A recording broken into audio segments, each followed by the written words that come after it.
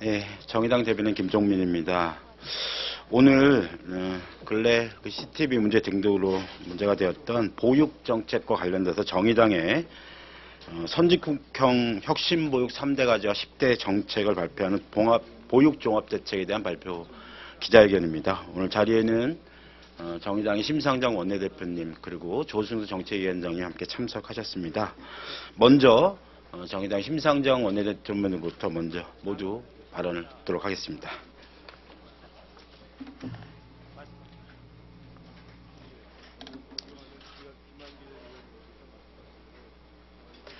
안녕하세요. 정의당 원내대표 심상정입니다. 어린이집 CCTV 의무화 법안이 부결되면서 학부모님들의 분노의 목소리가 커지고 있습니다. 끔찍한 아동폭력에 노출된 우리 아이들의 현실이 어제 오늘의 이야기가 아니지만 그동안 책임 있는 대책이 제대로 나오지 않았다는 점에서 학부모님들의 원망의 목소리 충분히 이해하며 우선 송구스럽다는 말씀을 드립니다. 비록 CCTV 설치가 근본적인 해결책이 될 수 없다 하더라도 아동폭력을 억제할 수 있는 장치라도 필요한 게 아니냐 하는 학부모님들의 문제인식에 대해서는 저희 정의당도 충분히 이해하고 있습니다. 저희 정의당이 이번 법안에 반대 입장을 낸 것은 아동학대 문제를 심각하게 생각하지 않는다든지 또 어머님들의 절박한 심정을 가볍게 여겨서가 절대 아닙니다. 또 일부 언론에서 표를 의식한 행보라고 하는데 적어도 저희 정의당은 결코 그것과는 관련이 없음을 분명히 말씀을 드립니다. 오히려 어머님들의 간절한 마음을 누구보다도 더 깊이 공감하기에 이제는 더 이상 미봉책이 아니라 근본적인 해법이 검토돼야 한다는 그런 문제인식을 촉구하기 위한 취지였음을 분명히 말씀드립니다. 그동안 아동학대 문제가 불거질 때마다 정부는 근본적인 대책은 외면한 채 졸속적인 미봉책으로만 일관해 왔습니다. 이번 CCTV 의무화 법안도 그 연장선상에 있다고 저희는 보았습니다.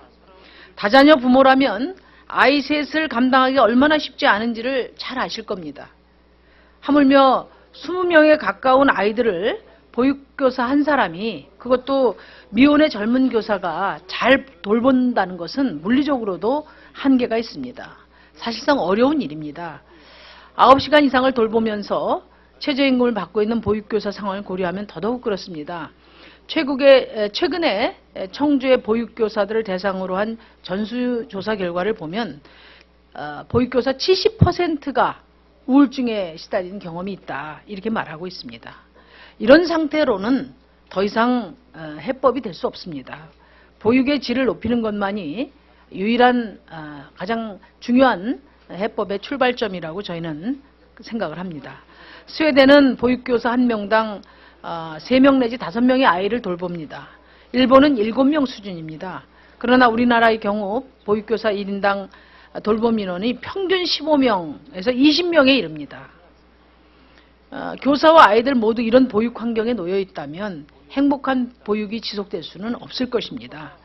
그래서 무엇보다 시급한 것은 보육교사 1인당 돌볼 수 있는 아동의 수를 최소 10명 이내로 줄이고 보육교사의 질을 높이는 것이라고 저희는 생각합니다. 또 CCTV 설치에 따른 역기능에 대해서도 저희 고민을 많이 했습니다. 아동학대 예방교사 강사들이 보육교사들에게 한 교육의 내용을 보면은 CCTV 앞에서는 될 수 있으면 신체적 접근하지 마라. 또 애들에게 억지로 먹이면 오해를 살 수 있으니까 밥을 억지로 먹이기도 말아라. 이렇게 주의를 준다고 합니다. 한참 사랑받고 자라야 할 우리 아이들이 보육교사들에게 일정 거리를 유지할 수밖에 없는 존재가 되지 않을까 걱정스럽습니다. 보육을 사명으로 여기던 좋은 교사들조차도 아이들에게 사랑을 표현을 절제해야 되는 상황으로 몰릴 수 있다. 이런 걱정이 있습니다. 보육에 필요한 것은 사랑이지 감시가 될 수 없습니다. 그래서 이제 무상보육을 넘어서 보육의 질과 안전을 높이는 보육 대혁명을 시작해야 됩니다. 더 이상 미봉책이 아닌 근본적인 보육의 대수술을 감행해야 될 때라고 생각합니다. 이에 정의당은 아이들의 안전과 부모 안심의 혁신 보육을 위해서 오늘 저희 정책을 발표할 예정입니다.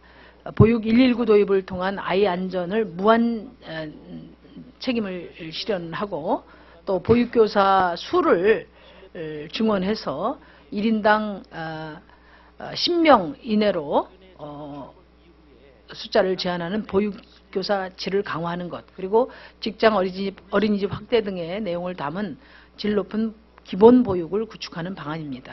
보다 자세한 내용은 조금 있다가 우리 정의당의 조승수 정책위원장께서 말씀해 주실 겁니다. 아울러 이 자리에 나온 김에 한 말씀 더 드리겠습니다. 어제 새누리당과 새정치민주연합 양당 원내대표께서 이번에 부결된 영유아 보육법을 4월 초에 최우선적으로 처리한다고 말씀을 하셨습니다. 그러나 부결된 법안의 내용을 다시 처리한다고 한다면 그것은 매우 유감이라고 말씀드리지 않을 수 없습니다. 당시에 반대 표결했던 의원님들 대부분은 이런 것만 가지고는 안 된다, 더 근본적인 대책이 포함돼야 한다, 이런 문제인식에서 표결에 임한 것으로 저는 이해를 합니다.